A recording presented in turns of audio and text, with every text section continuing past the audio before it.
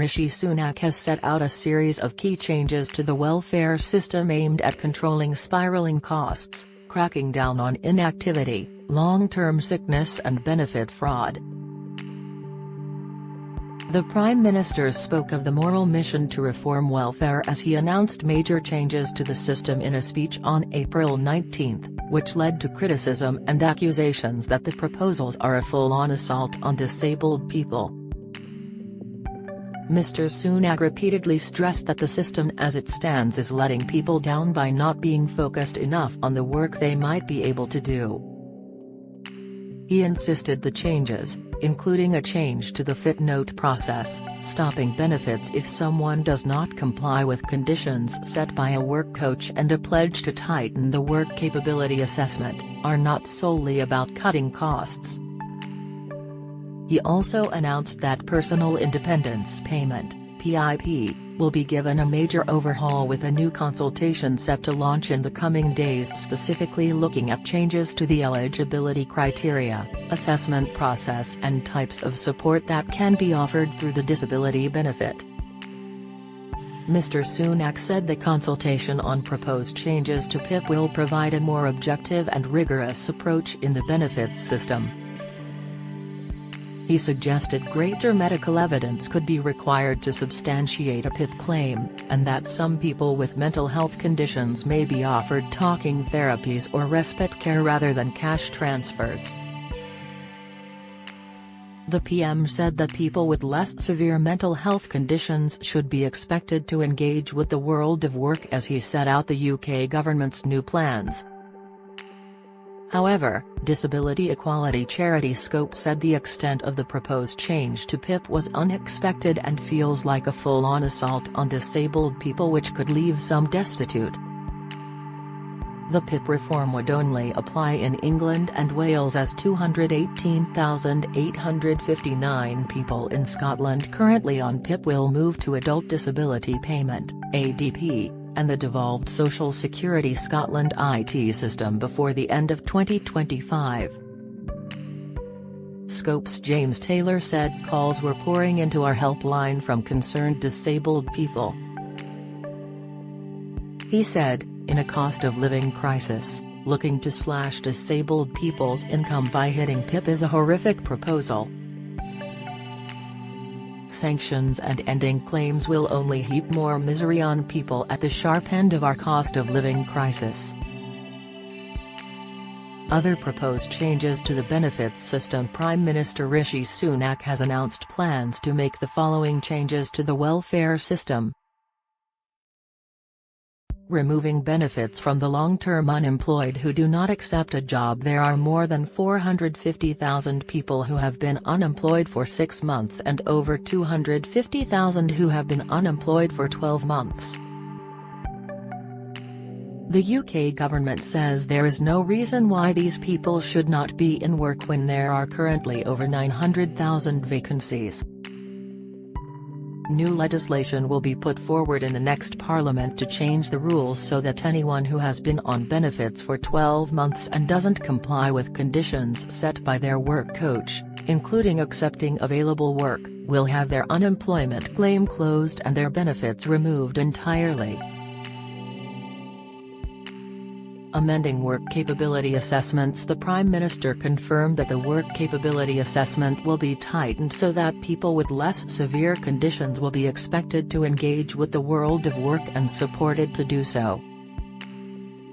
He said that under the current work capability assessment, too many people are effectively being written off as unable to work without the chance to access vital support which could help them enter employment.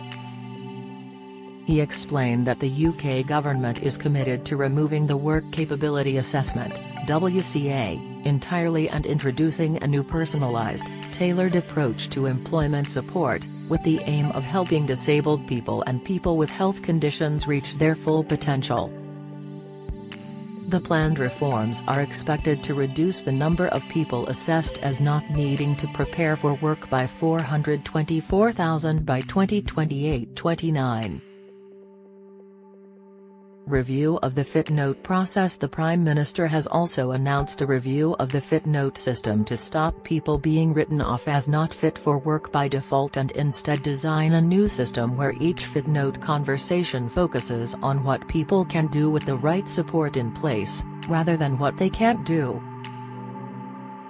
As part of this, the UK government will consider shifting the responsibility for issuing the Fit Note away from primary care to free up valuable time for GPs, while creating a system better tailored to an individual's health and work needs. A call for evidence has been published seeking responses from a diverse range of perspectives, including those with lived experiences, healthcare professionals and employers, both on how the current process works and how it can better support people with health conditions to start, stay, and succeed in work. It's important to note that while Fit Note policy and regulations apply to Great Britain, Fit Notes are delivered within health systems, which are devolved, so this change may not happen in Scotland. Accelerating legacy benefits move to universal credit. The rollout of universal credit will be accelerated to move all those left on employment and support allowance (ESA) onto the modern IT system. Changes to administrative earnings threshold. The Prime Minister has also announced that rules will change next month so that someone working less than half of a full-time week will have to look for more work. The UK government has already set out regulations to increase the administrative earnings threshold, AET, which determines how much support an individual will receive to find work, based on how much they currently earn and how many hours they work. If someone earns below the EAT, they will be placed in the intensive work search group and are required to regularly meet with their work coach. The threshold will rise from £743 to £892 for individual claimants and £1,189 to £1,437 for couples, or the equivalent of 18 hours at national living wage a week for an individual from May. The UK government said that through these changes, over 180,000 universal credit claimants will be moved into the intensive work search group, from the light touch group. The change means that 400,000 more claimants will have more intensive support from work coaches. Claimant commitments will be tailored to personal circumstances and will take into account caring responsibilities as well as any health conditions. Get the latest record money news. Join the conversation on our Money Saving Scotland Facebook group for energy and money saving tips, the latest benefits news, consumer help and advice on coping with the cost of living crisis. Sign up to our Record Money newsletter and get the top stories sent to your inbox daily from Monday to Friday, including a special cost of living edition on a Thursday. Sign up here. You can also follow us on X, formerly Twitter, at @recordmoney_ for regular updates throughout the day. New, get our money news alerts on your phone by joining our daily Record Money WhatsApp community. Cracking down on fraud. A new fraud bill will be introduced in the next Parliament. The measures in the bill will give the UK government new powers to carry out warrants for searches, seizures and arrests, enforce civil penalties more consistently and flexibly, and to a wider group of offenders provide new powers to gather information from more information holders as part of Department for Work and Pensions, DWP, led investigations into fraud. These new measures are in addition to legislation the UK government is introducing through the Data Protection and Digital Information Bill, which will enable DWP to receive information from third parties that may signal where fraud is being committed. The UK government said this is one of the most significant reforms to benefit fraud laws in more than 20 years and will deliver savings to the taxpayer of £600 million by 2028-29. It added that this plan will deliver a welfare system that's fit for the future by providing vital support only to those who need it most and ensuring they are supported to live with dignity and independence, whilst making sure that everyone who can work is expected and supported to do so.